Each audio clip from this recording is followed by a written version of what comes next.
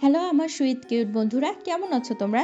নিশ্চয় আমার গল্প শুনে শুনে খুব সুখ নিচ্ছ আর আনন্দে আছো, তাই না? তোমাদের আনন্দ দিতেই তো আমি নিয়মিত তোমাদের জন্য নতুন নতুন গল্প নিয়ে হাজির হয়ে যাই। তো চলো, তোমরা যারা এখন আমার চ্যানেলটি সাবস্ক্রাইব করোনি তারা প্লিজ প্লিজ প্লিজ আমার চ্যানেলটি সাবস্ক্রাইব করে দাও। চলো তাহলে দেরি না করে ভিডিওটি জলদি জলদি করে লাইক করো আর চ্যানেলটি সাবস্ক্রাইব করে দাও। ধন্যবাদ। হাতে লাল গোলাপ নিয়ে হাঁটু গেড়ে আমার সামনে বসে থাকা মেয়েটা দেখতে একদম পরীর মতো সুন্দর, কিন্তু আমি তার প্রপোজ অ্যাকসেপ্ট করতে পারবো না, কারণ মেয়েটা হলো আদরের দুলালি আর আমি হলাম গরিব ঘরের একজন সন্তান। চলেন গুছিয়ে বলি। সকালবেলায় গোসল করে বাইরে আসতে শুনলাম ফোনটা বাজছে, তাই তাকিয়ে দেখি মায়া। সাথে সাথেই ফোন রিসিভ করলাম। মায়া বলল, ওই তোর কতক্ষণ লাগে রে ফোন ধরতে? কই ছিলি তুই? আমি বললাম, আসলে গোসল করতে গিয়েছিলাম। মায়া বলল, ও হুসাইন, তা তুই কি আজ ভার্সিটিতে আসবি? আমি বললাম, কেন? মায়া বলল, আজকে কত তারিখ তা তোর মনে নেই? আমি বললাম, আজকে 14 তারিখ, মানে ভালোবাসা দিবস, ভ্যালেন্টাইন্স ডে। মায়া বলল, আর আজকে তোকে একটা কথা বলবো, তুই চলে আয় তাড়াতাড়ি। আমি বললাম, কেন, ফোনে বল। মায়া তখন বলল, না তুই আয়, তারপর সামনাসামনি বলবো। আমি বললাম, ওকে। আমি ওকে বলে ফোনটা রেখে দিলাম। হুসাইন রেডি হয়ে চলে গেল আব্বুর দোকানে। হুসাইন মধ্যবিত্ত ঘরের একজন সন্তান, দেখতে হয়তো স্মার্ট, কারণ লোকে তাকে তাই বলে।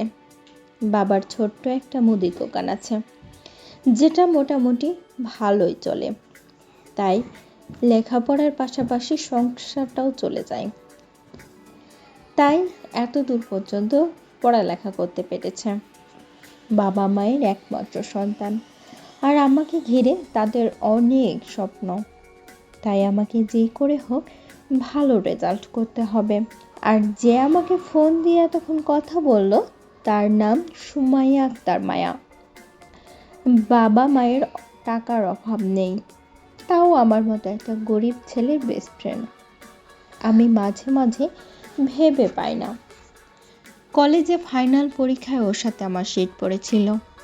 তারপরই একজন আরেকজনের সাথে ভালো বন্ধুত্ব হয়ে যায়।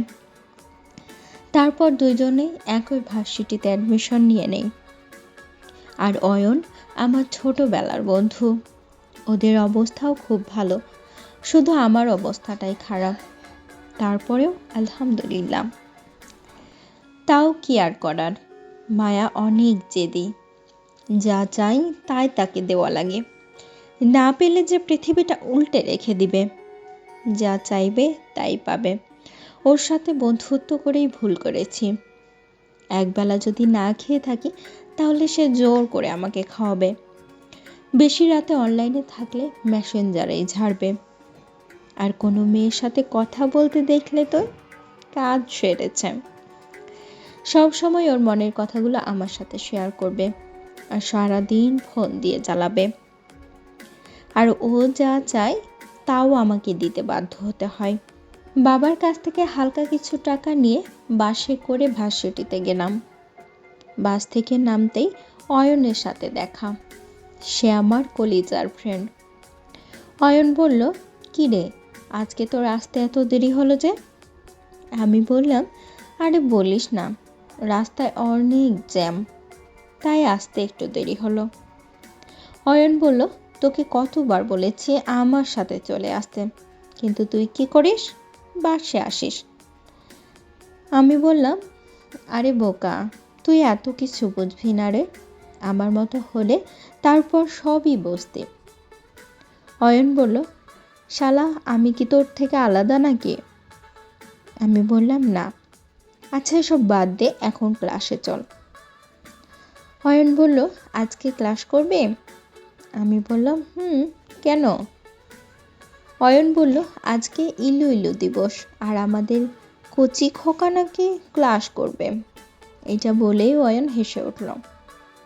আমি বললাম, আবে চুপ কর আর চল ক্লাসে যাই।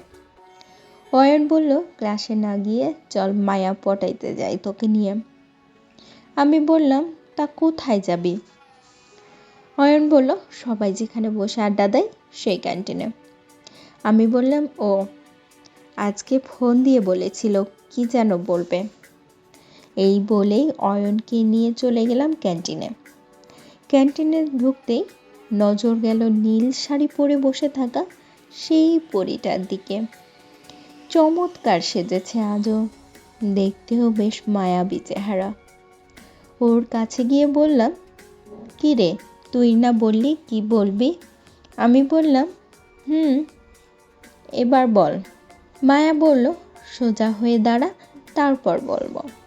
আমি বললাম, ঠিক আছে, এখন বল। মায়া কোনো কথা না বলে একটা হাঁটু ভেঙে বসে পড়ল। তারপর পেছন থেকে একটা লাল গোলাপ বের করে আমার সামনে ধরে বলল, আই লাভ ইউ। আমি অবাক হয়ে গেলাম ওর কথা শুনে। কি বললো আমাকে? ভালোবাসে? দেখতে হয়তো সুন্দরী হতে পারে, তবে মায়া এখনো জানে না যে চেহারা দিয়ে কখনো জীবন চলে না। এরপর আমি কি বলবো তাকে কিছুই বুঝছি না, আর সবাই আমাদের দিকে তাকিয়ে রয়েছে। আমি কিছু বলছি না দেখে অয়ন হালকা করে আমাকে টোকা দিল। অয়ন বলল, কি রে, কিছু বলছিস না কেন?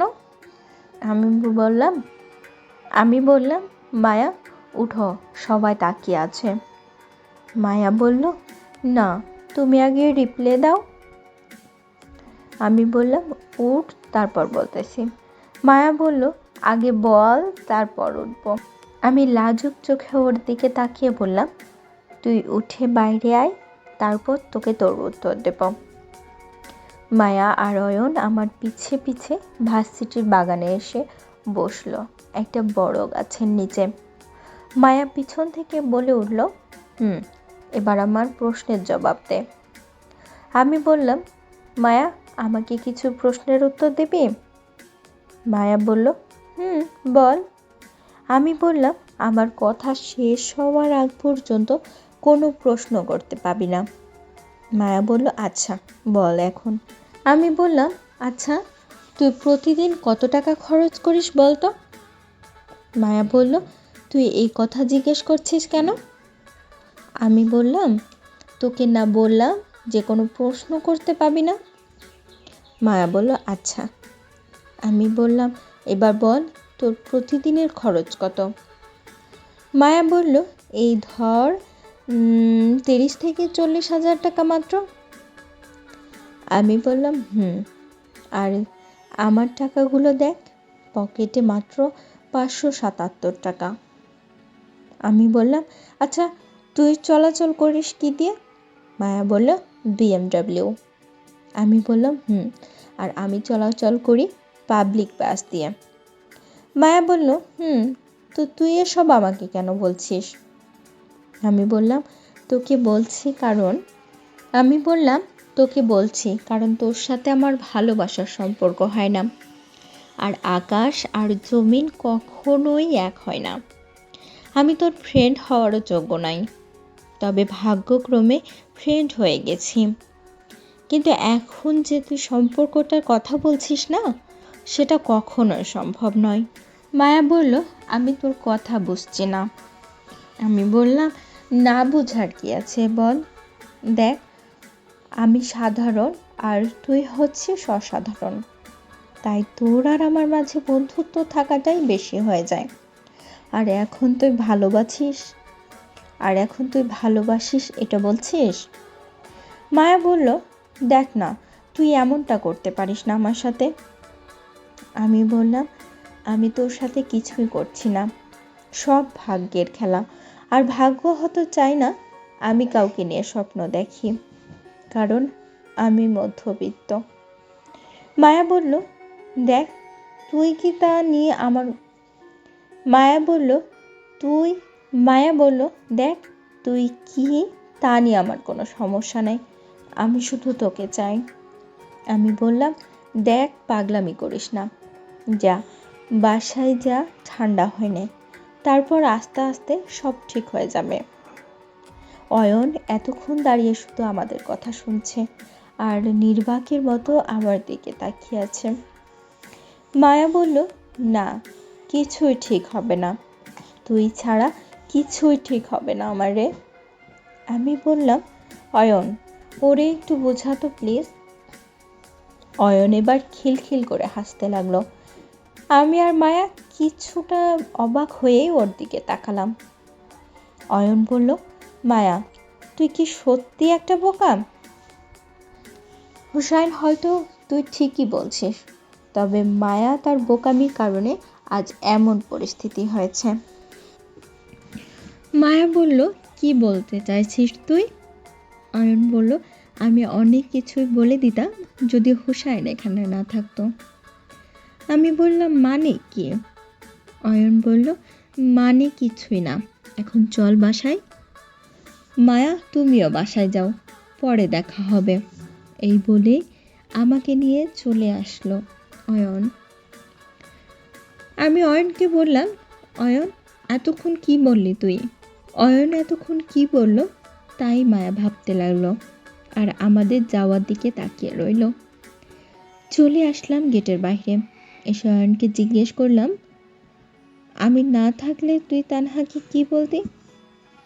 অয়ন বলল, আরে মায়া হলো অবুঝ একটা মেয়ে, ওকে সারাদিন বোঝালেও কাজ হবে না, তাই কথা কাটিয়ে তোকে ওইখান থেকে নিয়ে চলে আসলাম। আমি বললাম, শালা তুই মানুষ হবি না রে। থ্যাঙ্কস। অয়ন বলল, ওয়েলকাম। আমি বললাম, তবে সাক্ষাতে ওকে বিকেলে একটু বুঝিয়ে দিস তো, ও যেন আর এরকম কোনো কথা না বলে, তাহলে হয়তো বন্ধুত্ব রাখাটাই অসম্ভব হয়ে যাবে। অয়ন কি যেন ভাবতে লাগলো। কিছুক্ষণ পরেই ওকে বলল। আমি বললাম, দেখ আবার কোনো প্যাচ করিস না, তোরে দেয়া তো বিশ্বাস নাই রে হারামি। অয়ন বলল, এই চিনলি আমাকে, যা বিশ্বাস করতে হবে না, এখন মায়ের সাথে কথা বলবো। যখন মায়ের সাথে কথা বলবো তখন তোকে আমি কল দিব, তুই শুধু কানে লাগিয়ে রাখবি আর আমার কানে ব্লুটুথ থাকবে। আমি অয়নকে বললাম, ওরে হারামি, ঠিক আছে। তারপর অয়ন বাসায় নামিয়ে দিয়ে চলে গেল। আমি গোসল করে খাওয়া দাওয়া করে নিলাম। দুপুরের পরে হালকা একটু ঘুমিয়ে নিলাম। বিকেলে ঘুম থেকে উঠে অয়নকে কল দিলাম। অয়ন মায়ের সাথে দেখা করার জন্য যাচ্ছে পাশেরই একটা রেস্টুরেন্টে। মায়াকে ফোন দিয়ে আসতে বলেছে সে। আমিও ফোন রেখে বসেছিলাম কখন অয়ন কল দিবে। আধা ঘন্টা পরে অয়নের কল আসলো, তাই সাথে সাথেই রিসিভ করলাম। অয়ন বলল, দেখ মায়া আসতেছে, তুই শুধু চুপ থাকবি।